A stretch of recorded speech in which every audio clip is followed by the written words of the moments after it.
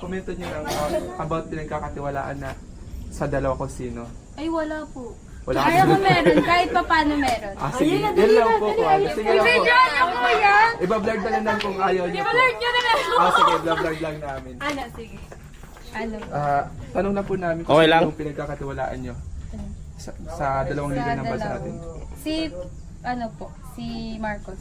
Sa tingin nyo bakit po si PBBM? Kasi kahit po paano, si Marcos po, napataas niya yung sa may economy po natin.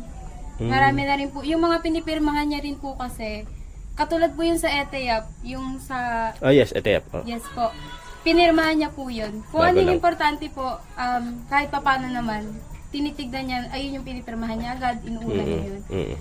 Kay Sara po kasi maraming issue about dun sa, yun nga, sa funds na kinukuha niya. Confidential Opo. funds. Hindi talaga pwedeng sabihin yun, di ba po? Kasi confidential.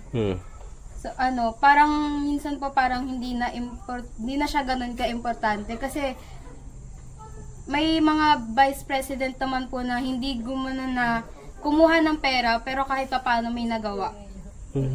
So, aware po kayo, ma'am, doon sa impeachment, ganyan? Yes po. Okay. So, kayo, sa tingin nyo, dapat aksyonan na ba yun ng Senado yung impeachment para, kumbaga, malaman yung katotohanan about doon sa mga confidential fund issue? Yes po.